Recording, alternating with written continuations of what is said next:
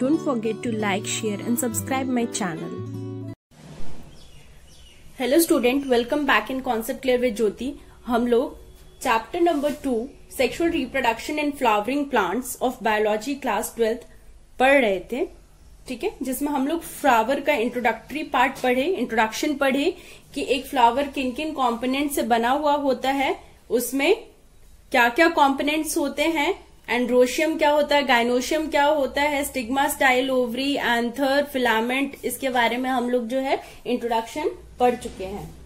तो आज हम लोग को कवर अप करना था pre fertilization structures and events.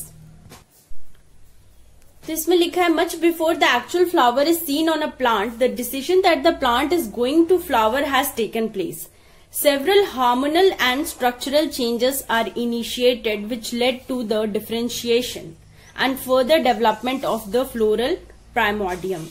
जो फ्लावर एक बडिंग स्टेज से एक पूरा ब्लूमिंग स्टेज में पूरा ब्लूम होता है, ब्लूम आउट होता है फ्लावर, वो ऐसे ही नहीं होता है, उसमें बहुत सारे हार्मोन्स इनिशिएट होते हैं, हार्मोन्स के चेंजेस होते हैं जो कि उसके स्ट्रक्चर को डिफर करते हैं, उसके स्ट्रक्चर में बदलाव लाते हैं और फिर उसका फर्दर डिफरेंशिएशन होता है और फिर वो फर्दर डिफरेंशिएट करके कुछ पार्ट स्टैमन बन जाते हैं, कुछ फिलामेंट बन जाते हैं, कुछ गाइनोशियम, कुछ एंड्रोशियम एटसेट्रा.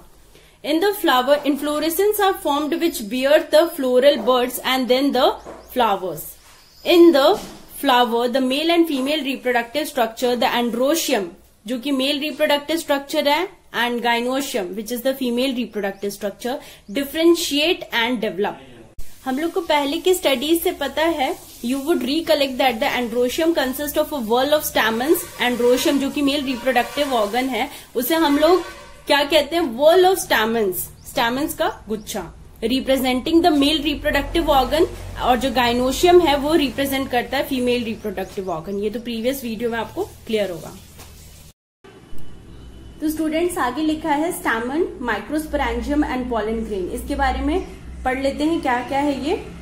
तो एक फिगर आप देख रहे हैं 2.2 shows the two parts of a typical stamen, the long and cylinder stalk called the filament and the terminal generally bilobed structure called the anther. तो आप यहाँ पे एक डायग्राम देख रहे हैं, इसमें आप देख रहे होंगे ये जो पार्ट है जो बाइलोब टाइप का है, जिसमें दो लोब्स दिख रहे हैं आपको, ये वाला part it is called anther, और जो ये लंबा सा सिलेंड्रिकल पार्ट है, ठीक है, इसको क्या कहते हैं हम लोग, फिलामेंट कहते हैं. तो स्टैमेन के दो पार्ट्स होते हैं, एक होता है एंथर और दूसरा होता है फिलामेंट. बस जो लंबा सा स्टॉक लाइक स्ट्रक्चर है उसे फिलामेंट कहते हैं और जो बाइलोब स्ट्रक्चर उसे एंथर कहते हैं. The proximal end of the filament is attach to the thalamus और the petal of the flower.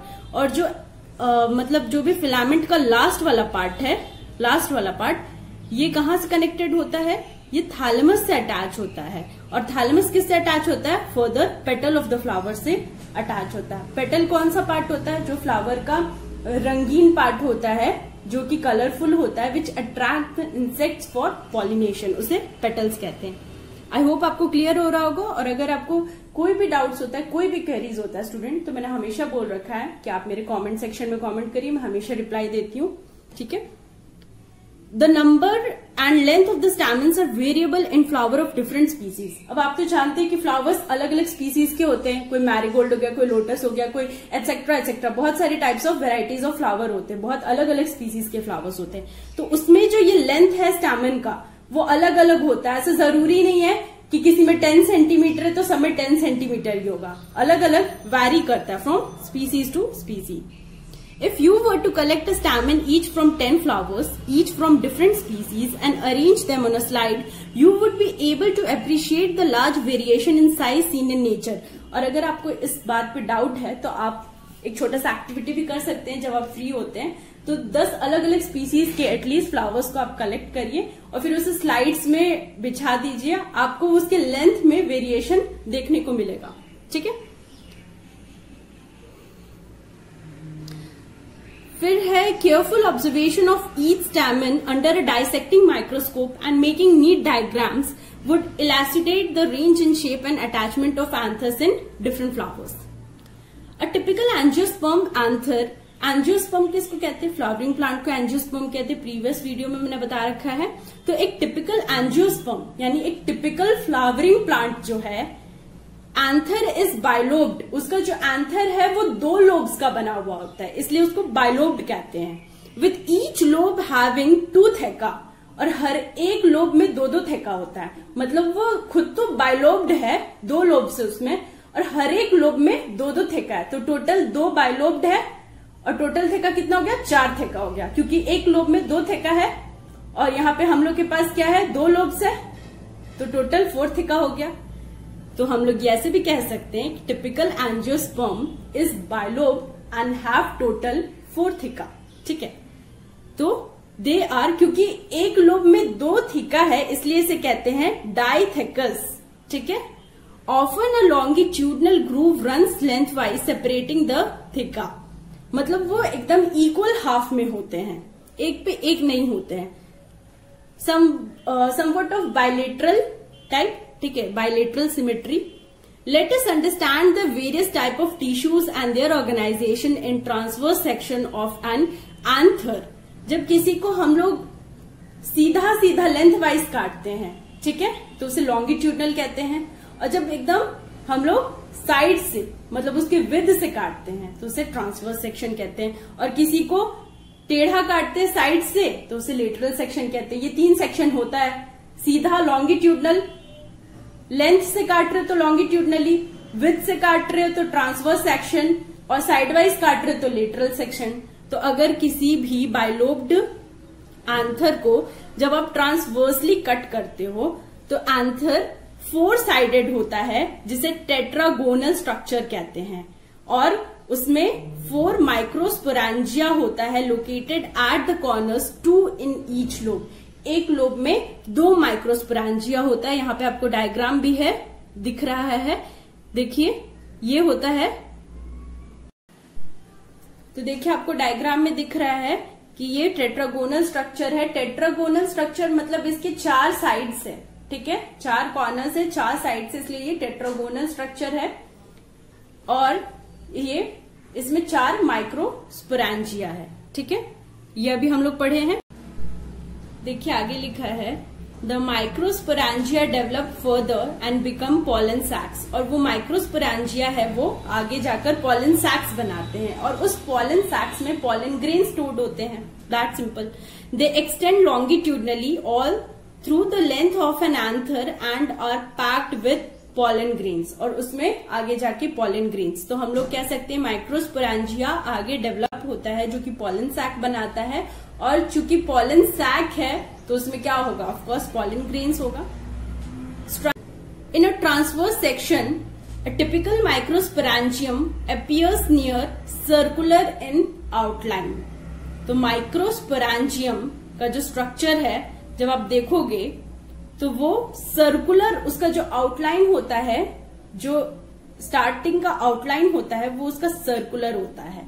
It is generally surrounded by 4 wall layers, और उसमें 4 वॉल लेयर्स होते हैं। इसमें फिगर भी दिखा रखा है, पहले हम लोग पढ़ लेते फिर फिगर देख लेंगे। जो पहला लेयर होता है वो एपिडर्मिस होता है, second layer is endothecium, third is middle layer, and the fourth one is tapetum. The outer 3 wall layer perform the function of protection and help in dehiscence of anther to release the pollen।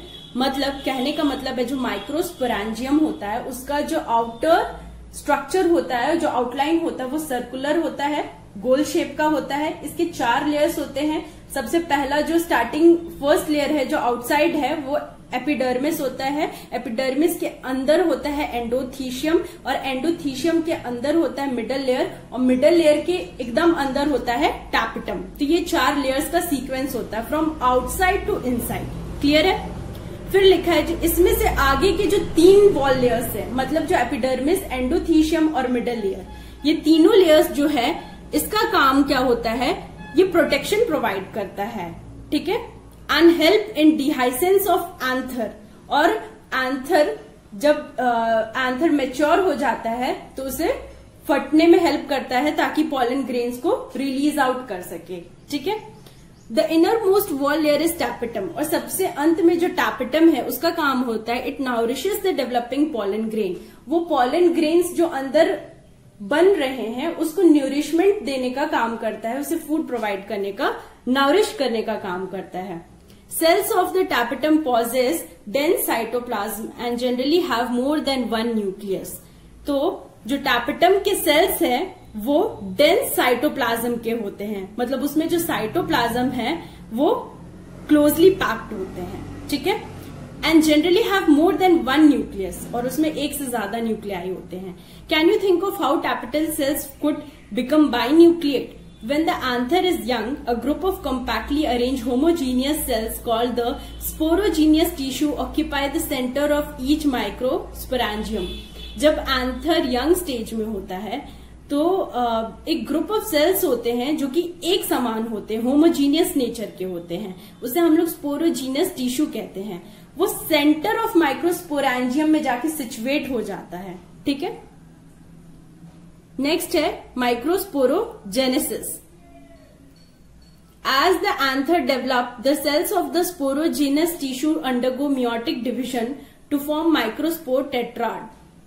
मतलब जैसे ही anther further develop होता है तो sporogenous tissue जो होता है, वही जो अभी हम बताए होमोजीनियस सेल्स होते हैं, वो मियोटिक डिवीजन अंडरगो करता है और माइक्रोस्पोर टेट्राड बनाता है। ये देखिए कुछ टर्म्स है जो आपको याद करने पड़ेंगे, ठीक है। इसमें समझने जैसा कुछ भी नहीं है, ये आपको याद करना पड़ेगा कि होमोजीनियस सेल्स होते हैं और वो स्पोरोजेनस टिश्यू बनाते हैं, और वो टिश्यू जब आगे मियोटिक डिविजन्स अंडरगो करता है तो माइक्रोस्पोर टेट्राड बनाता है, ठीक है। उससे कैसे पॉलन ग्रेन बनती है, ये पूरा सीक्वेंस है।